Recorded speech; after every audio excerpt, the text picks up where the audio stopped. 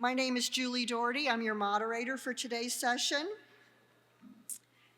It is a privilege to introduce someone whose name is synonymous with advocacy, education, and support in the Prader-Willi syndrome community, Lisa Graziano. Lisa's journey began in 1999, shortly after her son was diagnosed with PWS, and she quickly became a passionate and tireless advocate. Over the years, Lisa has served in numerous leadership roles, including on the board of PWSA USA and as executive director of the Prader-Willi California Foundation. A licensed marriage and family therapist, Lisa has created educational resources, co-authored textbook chapters, and delivered presentations across the country to empower families and professionals alike. Her work spans vital topics such as behavioral strategies, educational and residential supports, and the broader systemic issues impacting individuals with PWS. There likely will not be time for questions at the end, but we're circulating a couple of sign-up sheets, and if you're interested in the PowerPoint, add your email there and your phone number. Lisa will send it to you, and you can reach out to her if you have questions. Lisa?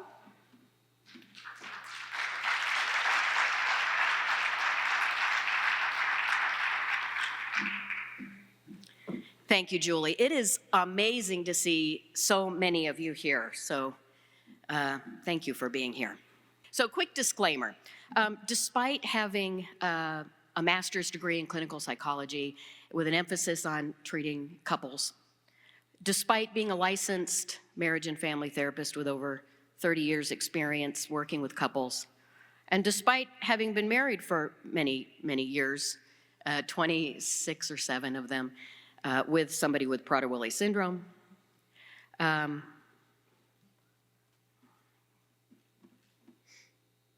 don't have the answers to your marital bliss.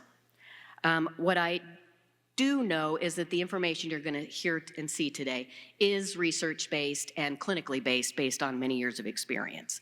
So, take what fits, disregard the rest, and then tuck some of it away for the future. So I saw something a little bit humorous a while ago.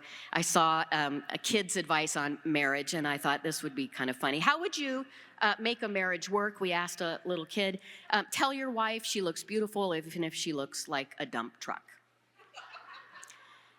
So I thought, well, you know, what would the advice of a PWS mom be to dads on advice to marriage?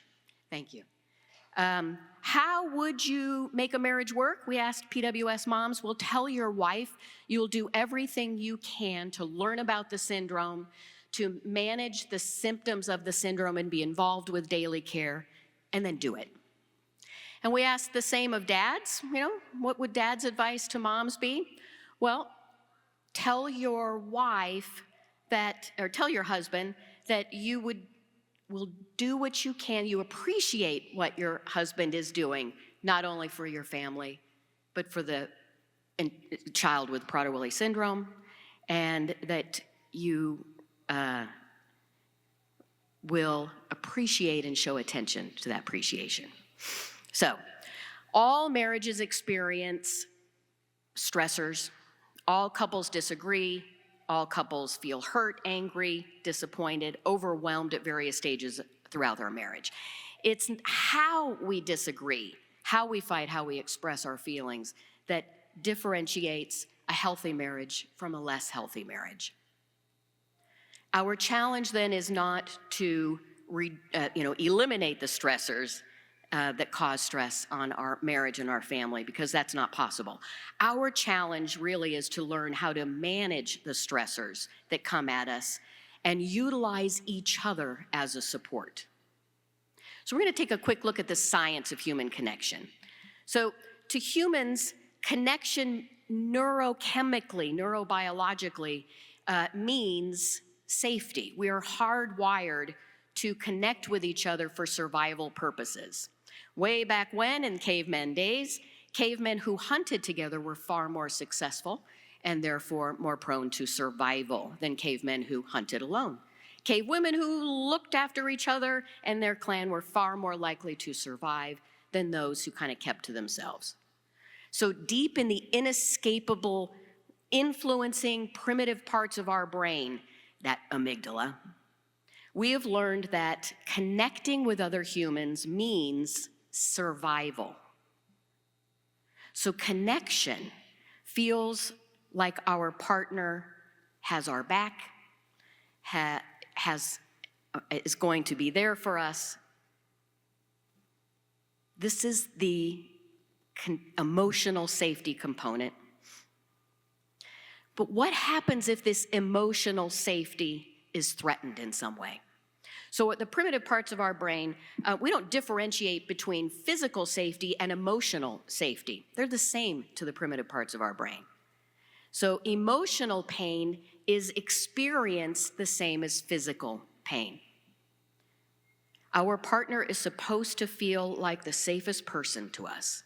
So when we have an interaction with our partner that feels emotionally disconnecting, our primitive brain may immediately perceive that we're in some way unsafe. Am I about to be rejected? Am I about to be abandoned? This is unsafe. So to our primitive brain, disconnection is rejection and abandonment and is experienced as a threat to our very survival. So what does emotional disconnect feel like? Well, each of us is uniquely sensitive to feeling emotionally disconnected from our partner at the primitive brain level. So maybe we feel disconnected when our partner interrupts us or speaks over us.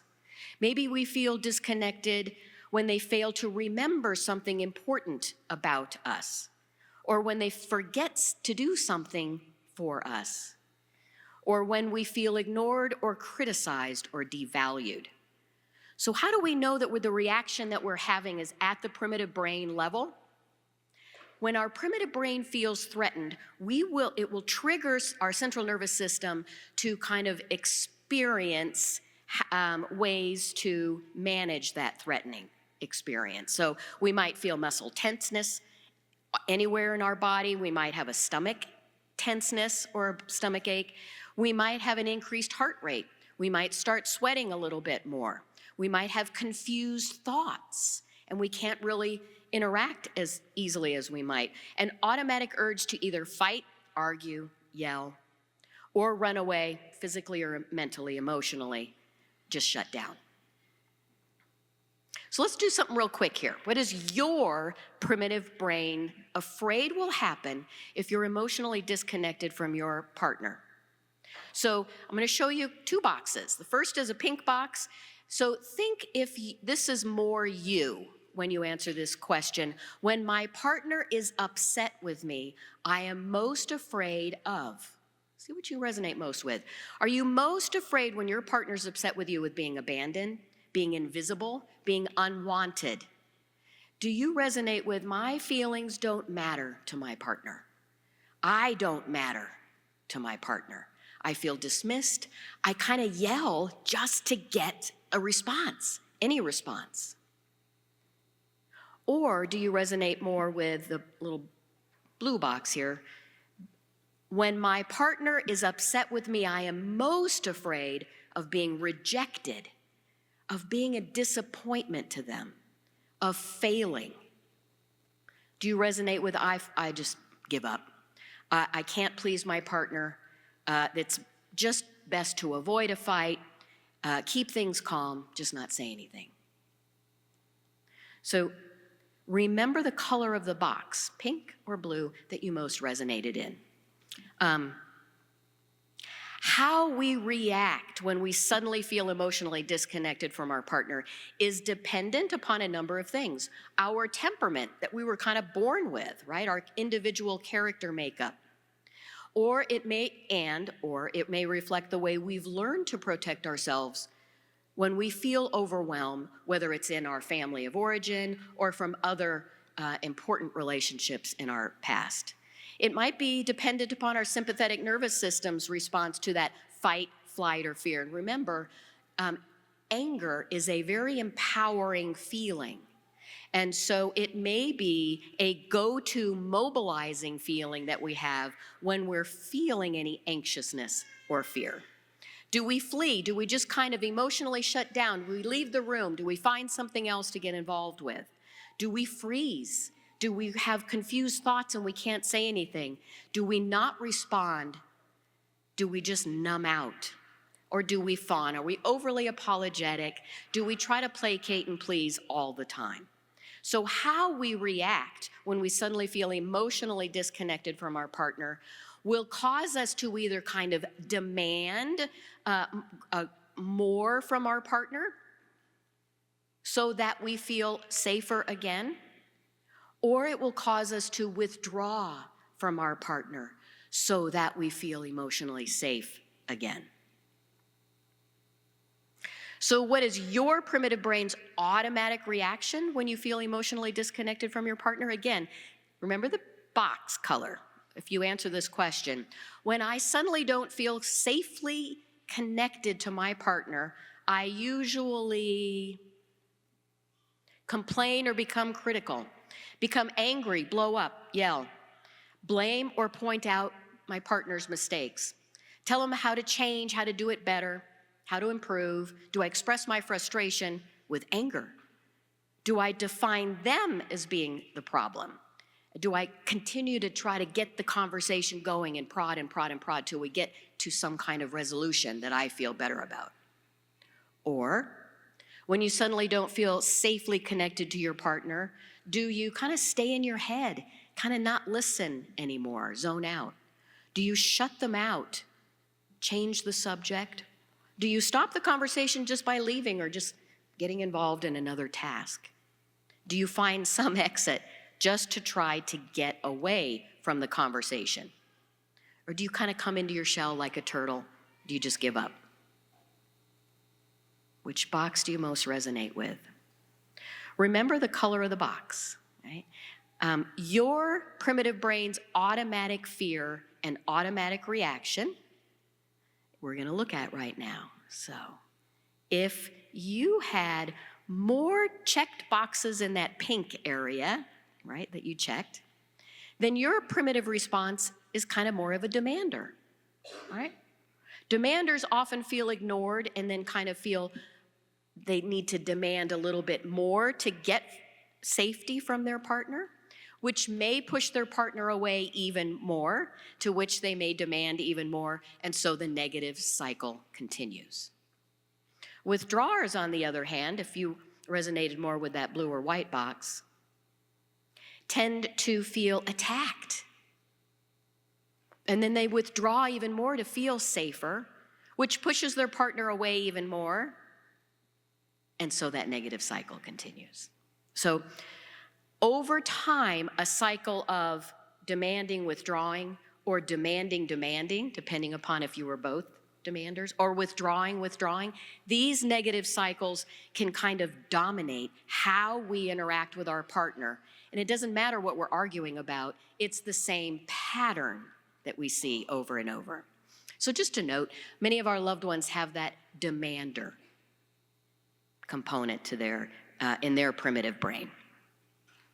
So what does this all mean to our marriage? Well, it means that there are unconscious reasons why we react the way we do when we feel hurt by our partner or our spouse. And these unconscious reactions can dictate how we respond to our partner, how we perceive our partner's response to us, and establish patterns of interaction that can eventually dictate whether we turn toward our spouse or whether we turn away from our spouse in times of stress.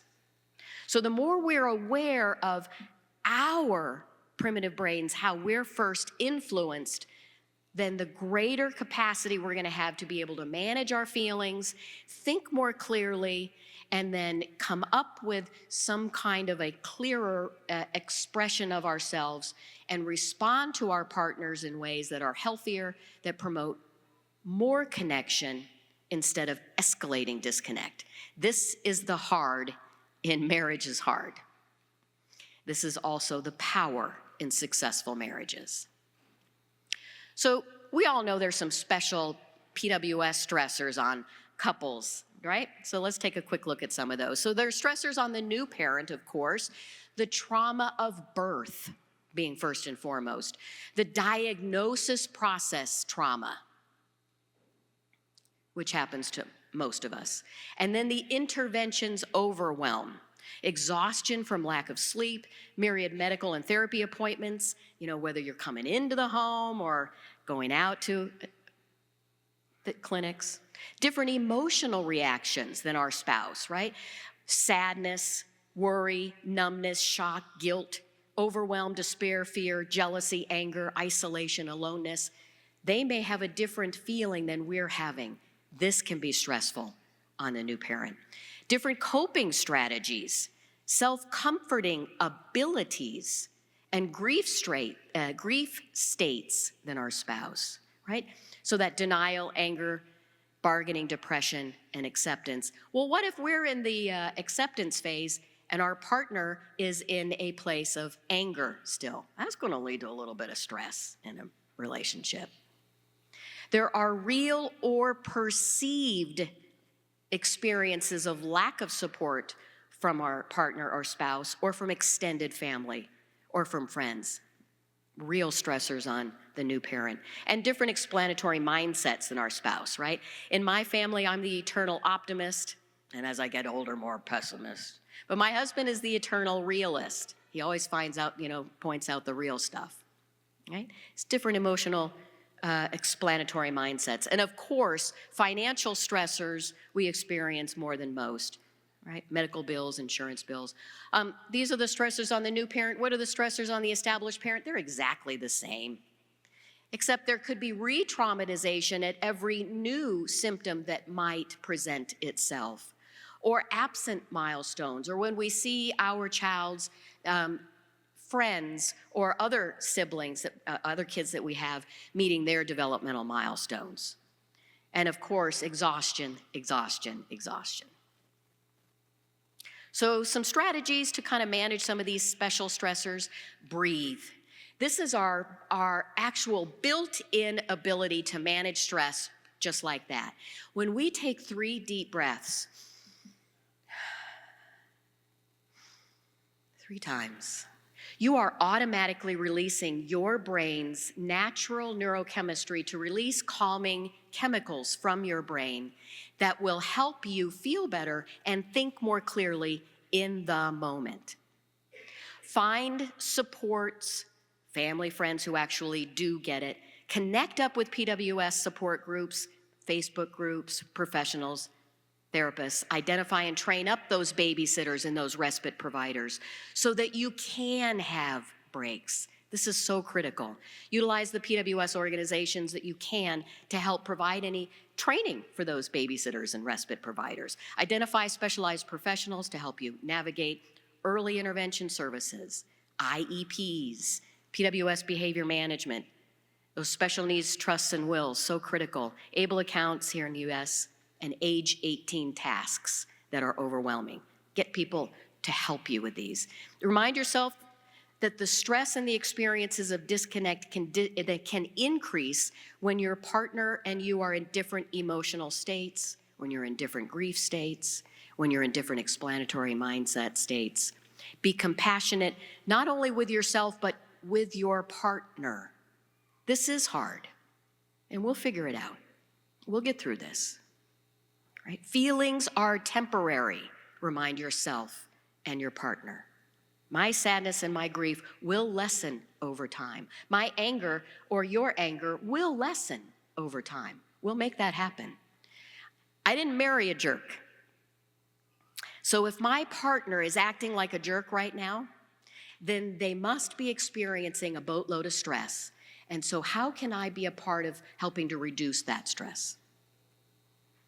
I always like to talk about the shame of PWS blame, because both the newly diagnosed, and it really saddens me to hear even established families, partners struggling with this, right? That experience that a parent can have blaming themselves or the other partner for the PWS diagnosis. So whether we say it out loud or we just kind of hold it in our head, blame can very much negatively affect our interactions with our partner. And since there's really no cause of PWS, blaming ourselves or our partner really is a shame. So dads might often say, I blame myself, especially if my child has deletion, or I blame my wife, especially if the child has UPD.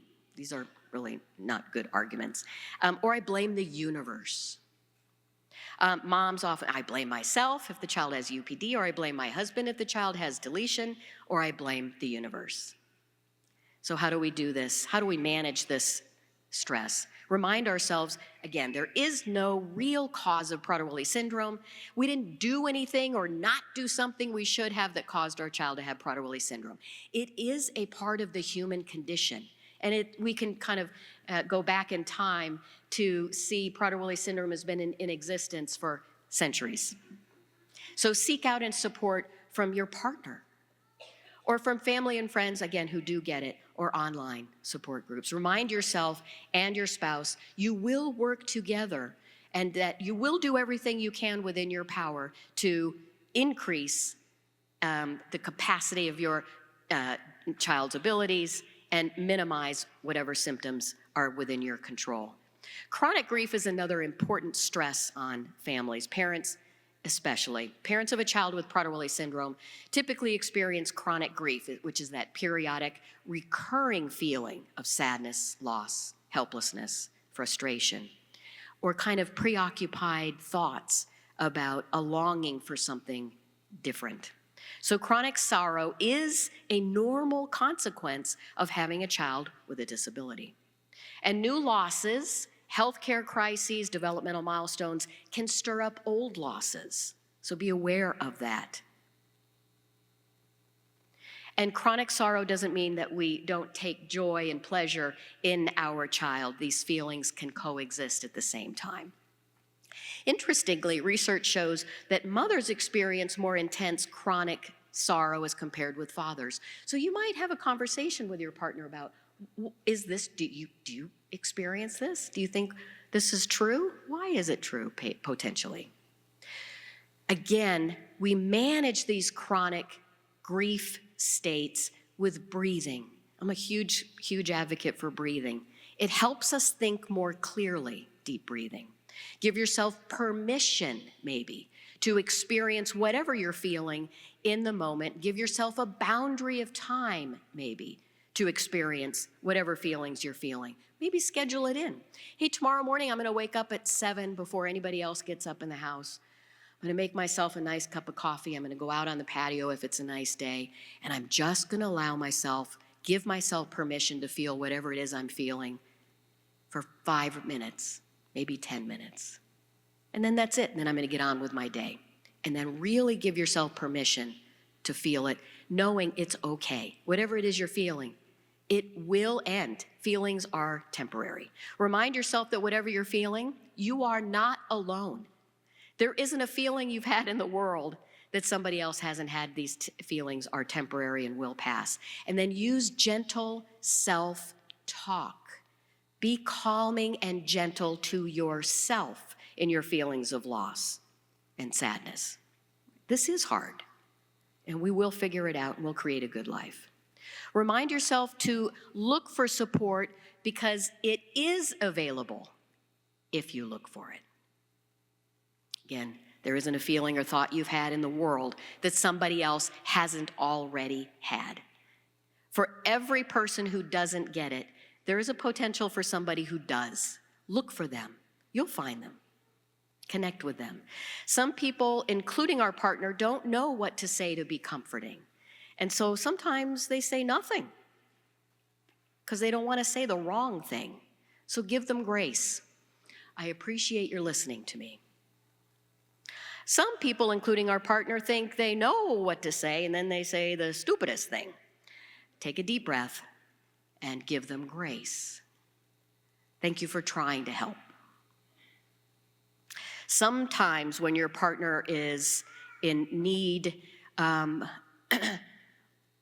something, it's simply the need for the state of feeling safe to express whatever it is they're feeling, and to be able to express it with you, the most important person in their life. Listen to them. Remind yourself that whatever it is they're feeling, it will pass, it will morph, it will change. So there are some common marital challenges and management strategies I'd like to shift to now. So what are the top 5 things that all couples fight about? Well, of course, money, sex, in-laws, chores, and child rearing.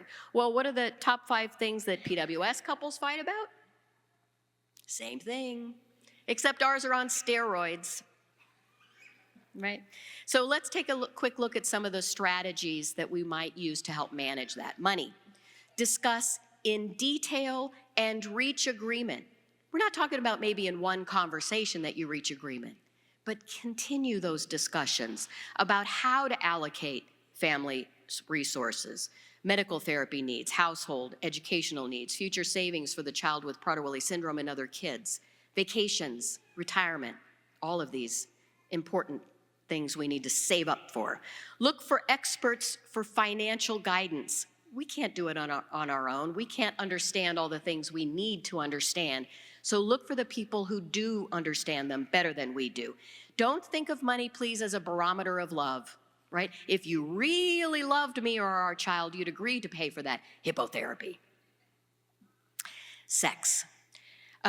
When women typically feel more sexual when we're feeling more emotionally connected to our partner. Men typically have sex to feel more emotionally connected to our partner. So woo your partner, not to get sex, but to feel more connected. Leave love notes, maybe. Give a foot or a neck massage. Wash the dishes if you don't normally. Do the laundry if you don't normally sometimes. Give the cook a break with a take-home meal. Prepare a dessert picnic in bed after all the kids have gone to sleep, right? Plan a night where you're planning everything. You're hiring the babysitter. You're creating all the lists of things to do for the babysitter, and then writing all of that down if you don't normally. In-laws, stressors are probably one of the major complaints we have from many families with Prader-Willi syndrome. It's one of the top complaints. His parents, my parents, don't really get it. So educate all of your extended family member about Prader-Willi syndrome. I'm not one on keeping this syndrome quiet.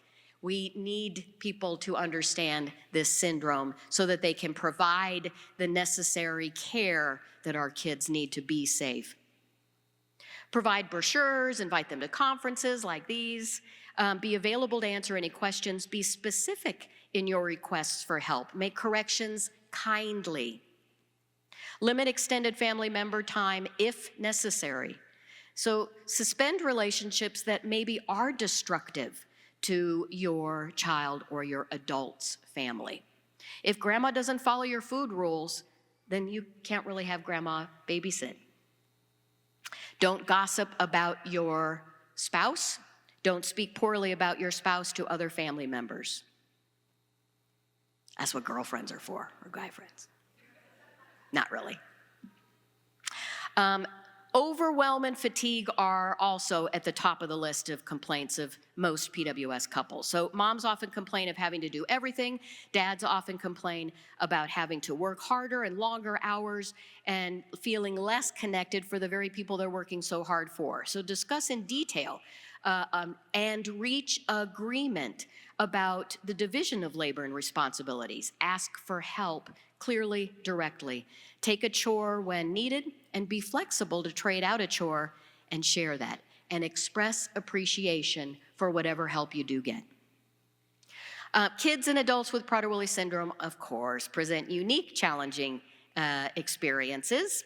So discuss in detail about how to manage your differences in maybe your child-rearing philosophies, right? Do you think that children should be seen and not heard, but your spouse or your partner says, well, I think kids should have equal input into everything. That could be challenging. Discuss in detail any philosophical differences in parenting. Some families, many, whether you have a kid with Prader-Willi syndrome or not, I'm so hard because she's so soft. Can be a very, very, very challenging cycle. Attitudes about disabilities particularly. How we feel about our child with Prader-Willi syndrome, even if we don't, in terms of their even having a disability, can impact how we interact with our spouse. Differences in coping styles, right? Maybe we're more in an acceptance place than our spouse. Can be very challenging. Beliefs regarding therapies, treatments, interventions, very challenging. What if you think a medical procedure or cryptorchidism is necessary and your spouse says, Very challenging. Attend PWS conferences, of course. Education, education, education is the name of the game in this syndrome. Identify babysitters and respite providers and other, or through organizations like maybe your local universities, OT, PT, special education students, and train them up using your PWS organizations to help with behavior management training. Present a united marital front. Don't overrule or undermine your spouse and their authority in front of your other family members unless your partner is abusive. If you don't agree with something, then pull them in private, have a conversation about it, right? Disagree and argue in healthy ways so that you're role modeling for everybody in your family how to disagree. And then make a plan to respond to, well, mom said I could, and dad lets me. We're often asked, what do I do when my partner disagrees with what I think is best? So compromises are hard to reach, especially when we're emotionally invested in the outcome, and we're not going to be more emotionally invested in anything other than our family and our child, right? So think big picture. Very often, the things that we're stressing about now are not likely to be critically important in the scheme of a lifetime. So it's far more likely that how we come to our decisions will have greater impact on the life of our child or our adult or our family as a whole than the decision itself. Think big picture. Some decisions are simply not compromisable. So again, whether we have more children, not compromisable. Whether we undergo a medical procedure, not compromisable. So discuss and listen. Who's the decision more important to? Why? What are the potential consequences or the outcomes of each? This requires listening, really listening to your partner. Seek professional guidance and do your research. Lots and lots of talking to other families, lots and lots of talking to professionals. So there are a few PWS marital cycles that I want to kind of point out, and then kind of point out some ways we can get out of those cycles. So the first cycle is that PWS and marital stress cycle. We can start anywhere in a cycle, right? But we're going to start first with the PWS symptoms. Increase marital stress. Of course they do. And then that marital stress increases the stress on our child. Of course it does. And then the stress on our child increases their symptoms. Of course it does. Which then increases the stress on our marriage, and so that negative cycle goes. How do we get out of that? Really, too often we're not even aware we're in a cycle until we're knee-deep into an unhealthy one. But all it takes to break a cycle is one of you. That's all. To do something different, something different. So increase your awareness of the unconscious reactions you're prone to. Breathe deeply, calm yourself to think more clearly, formulate a thoughtful response to the stressors at hand and healthier interactions. Hey, hold on here. I think we're in a cycle. That's all it takes. So the more united and calm you are as a marital unit, the more stable and more calm your home environment is going to be. The more stable and calm your home environment is going to be, so will that impact your child with Prader-Willi syndrome. And then the more stable and calm your child with the syndrome feels, maybe there will be fewer behavioral issues, and then the fewer behavioral outbursts, the calmer your whole household will be. And so the positive cycle continues. So our next is that most stressed, most exhausted competition, right? Whether we say it out loud or we just think it in our head. Most stressed, most exhausted competition will influence our interactions with our partner, right? I have so much stress, much more than you. You have no idea. I worry about the family all the time. Are you kidding? What? You have no idea how much work I am doing, right? And then this competition often leads to the "you're not helping me" cycle. And we can start anywhere in the cycle, but let's just start here. You're not helping. I'm exhausted, which then leads to I will help. I'll diaper the baby or I'll make the lunches, right? And then very, very often, unfortunately, one of the person who says, I need your help, says, oh gosh, that's not how you do it. You're doing it wrong. To which the response is frequently, I'm not going to help anymore. I do it wrong anyway. I get criticized anyway, so I'm not going to help. Which then leads us right back to the you're not helping. And then the negative cycle continues. So our first step to get out of this cycle is to first identify that we're in it. And then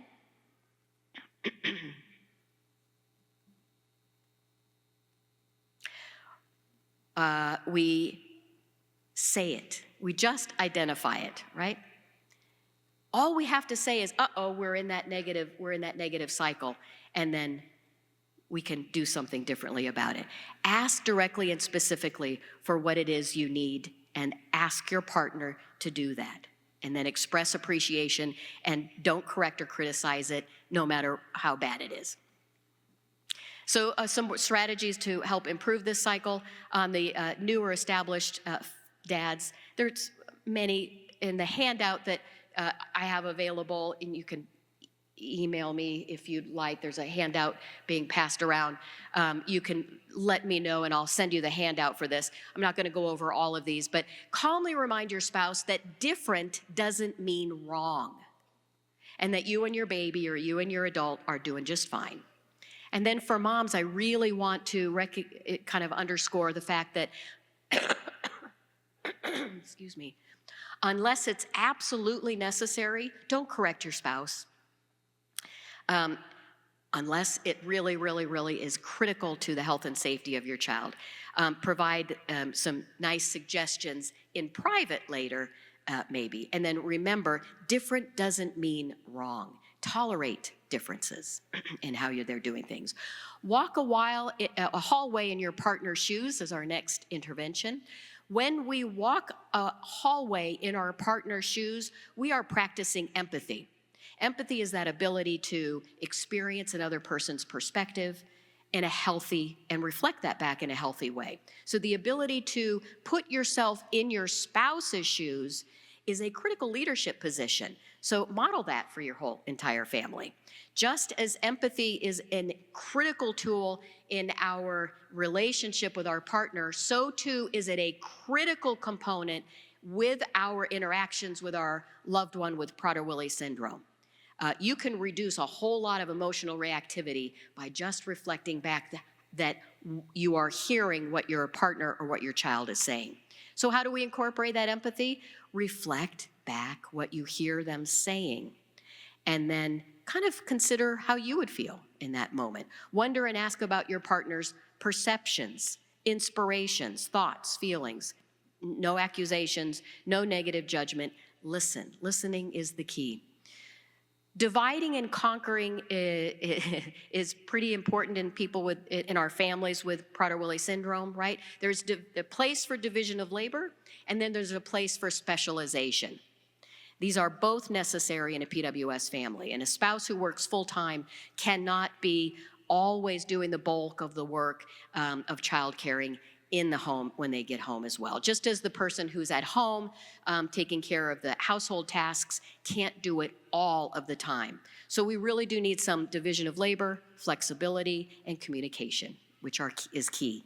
So specifically discuss how you want to divide and manage household tasks, from cleaning toilets to working with planning the menu to grocery shopping to cooking, etc. Trade tasks as necessary. Specifically discuss and agree on how to divide and manage childcare tasks, from getting the kids up and ready for transportation, whether they're going to school or day program or wherever it is they're going. Trade tasks as necessary. Determine who hates specific tasks or chores more than the other person, and then kind of trade that off. There's a really nice little deck of card game called the Fair Play deck that can make things a little bit more fun as you trade tasks or identify who's tired of doing something or where an imbalance of household chores might be taking place. Specialization is absolutely necessary as well in the PWS family. In a perfect world, right, both parents would be specializing, would know everything there is about Prader-Willi syndrome and its symptom management, but we don't live in a perfect world. So we would highly recommend one of y'all is the learner in some specific area and the other is the experiencer of the learning that the other one went and got, right? So whether it's at IEP meetings or IPP meetings, whatever it is, you're coming back to your partner and informing them of what happened and what transpired during that meeting. Both partners should take some PWS-specific behavior management strategies and making sure that you're staying current on those strategies. Most of us believe that the way we do things is the right way. Of course we do. So if our partner fails to rethink or do the things that we think they should be doing it, we would potentially be led into a conflict. So why would you think that way, right? That's just wrong, right? Why do you think that, right? So these differences can often lead into the right-wrong battle. In this cycle, we're each fighting to win the argument, which automatically leads our partner in the losing position. And because nobody really likes to lose, this can really end up in a nice battle, right? So we want to get you out of that right-wrong battle. So remind yourself that there are at least two perspectives, yours and your partner's, and that probably neither one is 100% right. So remind yourself that the right-wrong battle typically is about control, and that you really don't need to be in control to be safe. So offer often, you might be right. I understand you think X. I'm thinking more, this time it's Y. Tell me why you think it's X. And then listen. Change your thinking from that's wrong to that's different.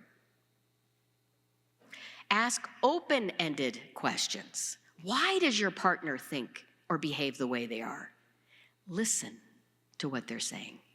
Look for the grain of truth in your partner's statements or complaints. There's almost always a grain of truth in our partner's criticisms or complaints, and here's how you find it, right? First, you got to presume that there is a grain of truth, right?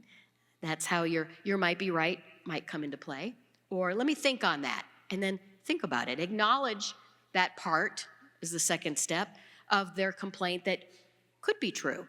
If you really don't see the grain of truth, look for it again, and then listen to their response, and then keep repeating. And then extricate yourself from a pattern as soon as you recognize it. Breathe, and then just comment on it. Oh, here we are. We're in that pattern again.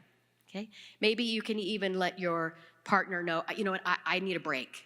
I need a break. I'm getting overwhelmed. I'm getting really upset. So can we come back to this in 5 minutes? Let your partner know you will come back. Don't just leave. Give yourself the gift of time right? So let's do a quick exercise. Let's look for the grain of truth, right? So here's a statement. You don't love me. You never call and ask me how I'm doing anymore. I don't matter to you. You just don't care. What's the grain of truth, potentially, in this statement? Maybe it's, I don't call as often as I used to. So maybe you reflect on that. You know what, I guess I don't call as often as I used to. It doesn't mean I don't love you, though. I do, and I do think about you. I'll see if I can build in a little bit more time if I'm able, so I can call you, but I do love you. It's human nature to defend ourselves against a perceived attack. So you always and you never often set our partner up to defend themselves against what it is we're saying. So the use of I statements can be particularly effective to get you out of these accusatory statements, right? I statements are used to help clarify what you're wanting or what you're needing. They help you ask for what you want more clearly, more directly. They help you get it or ask for it gently without blame. I remember when you used to call me so often, and I loved it. I felt really special when you called me during the day. I really miss that. It's a nice I statement. Here's an exercise. Find the real I statement. Ready? Which one? I can't believe you watched me fold all that laundry and never once offered to help. I think you're really inconsiderate. Lots of I's in there. Or, can you please help me fold the laundry? I'm exhausted tonight. Got your I statement? If you guessed this one, you're wrong. The real I statement is, can you please help me fold that laundry? I'm exhausted tonight. You're asking for what you want based on how you're feeling. And if we do it together, we can get it done a little bit more quickly, and then maybe we can, do a little play-in tonight. And just for those of you who know, that's Janilee and Al Heineman, two role models for me. It's important that we express our irritation, our disappointment, our anger, our hurts, it directly and clearly so that resentments don't build up. So we don't need to point out, though, every single thing that we're upset about, right? It's critical that we express our feelings appropriately, which brings us to our next strategy. Unexpressed feelings can lead to resentments, and feelings expressed inappropriately can lead to disconnect. So accusations and character assaults undermine the connection. Simply saying I'm sorry doesn't take it away, doesn't take away that hurt in your partner, just like you can't unring a bell. It's already been heard.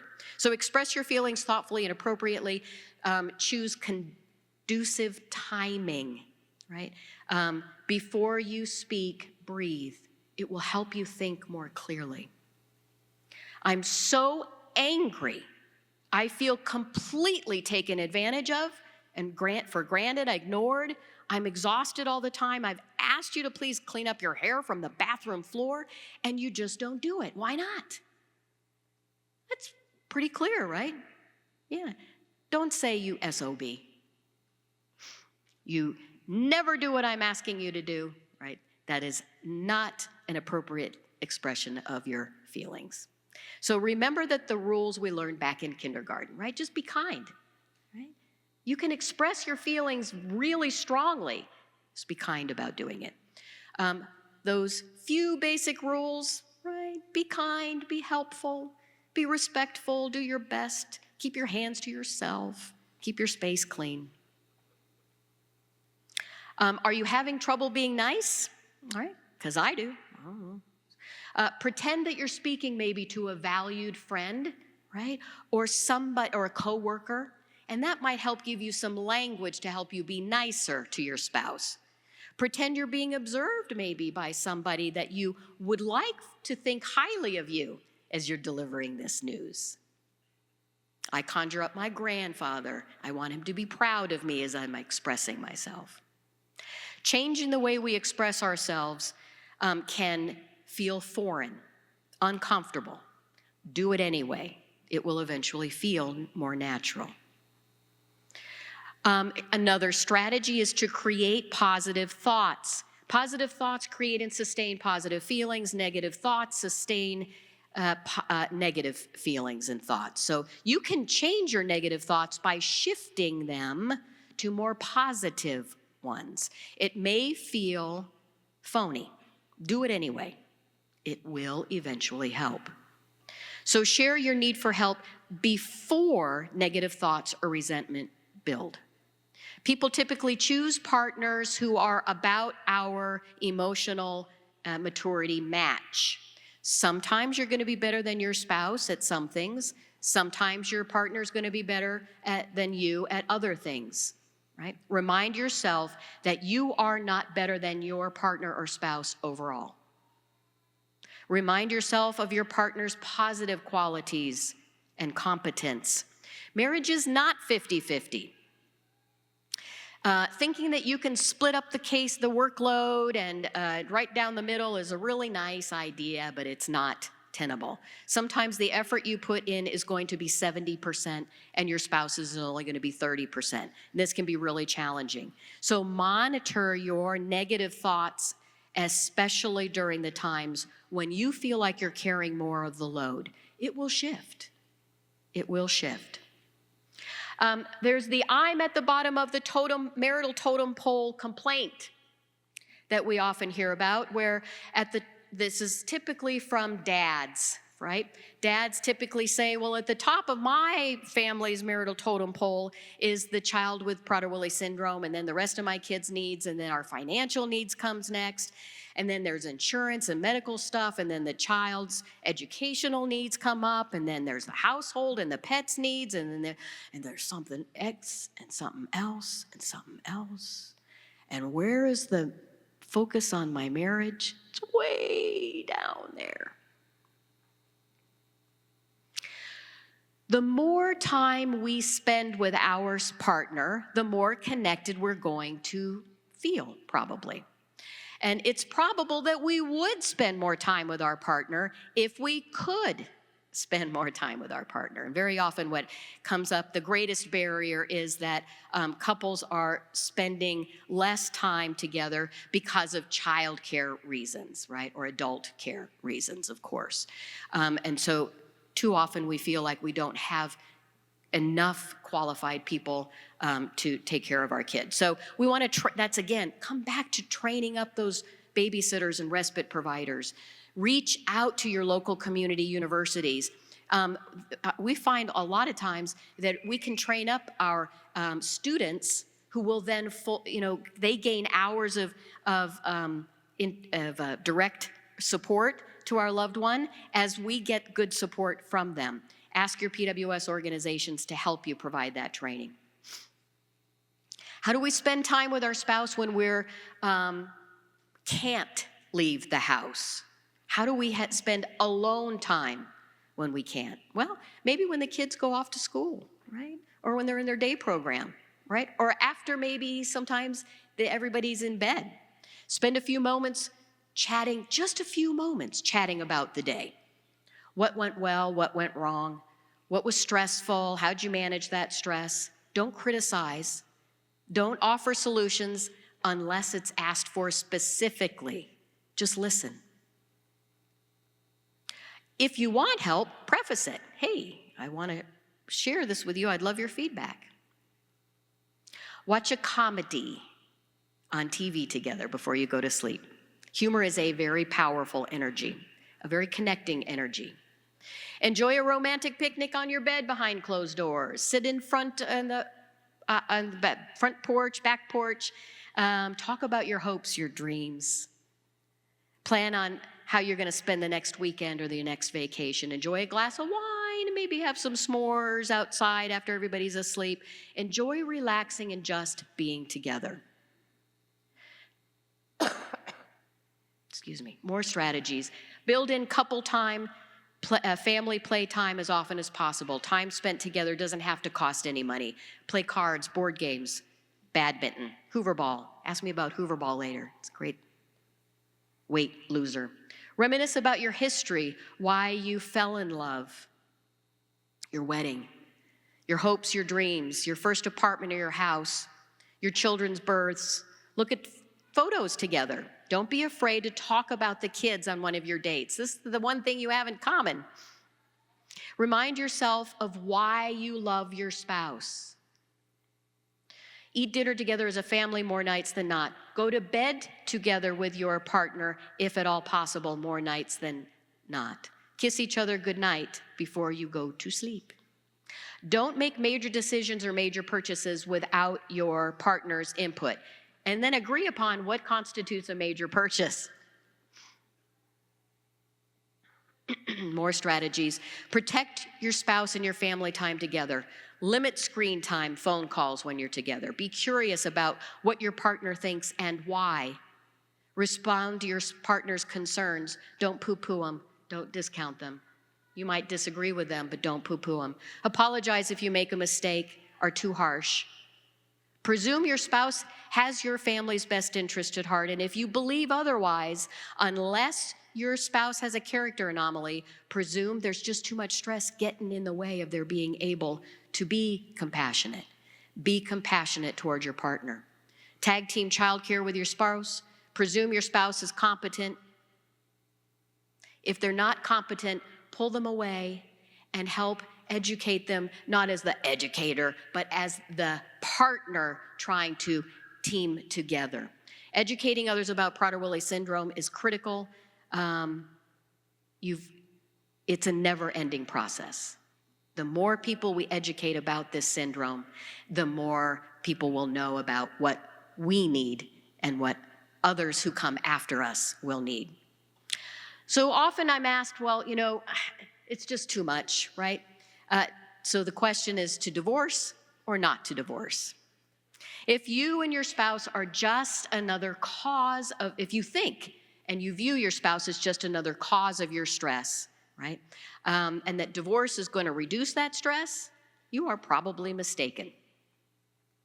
Divorce typically adds more stressors. So if your spouse is physically or emotionally abusive, though, or dangerously abusing alcohol or drugs, or has a serious mental or psychiatric illness that puts you and your family at risk, you likely have no choice but to separate. But apart from that, divorce typically negatively impacts kids and increases anxiousness in our child with Prader-Willi syndrome. Divorced or not, if you and your partner are continuously fighting and treating each other disrespectfully, this behavior will be destructive to everybody in the household. So focus on managing your behavior. Even if it doesn't help improve your marriage, it will improve your life. We're in the same boat, so let's sail it together. Marriages that endure manage to maintain that we are in this boat together team approach. So work together, strengthen your marriage, and create a supportive environment for your loved one with PWS and your entire family. Work together to move away from this as a sinking ship to we're in smooth sailing. So for more information, I have had a handout passed around so that my contact information is in there. I'm happy to give you that handout and other handouts that we have. And I think that's it.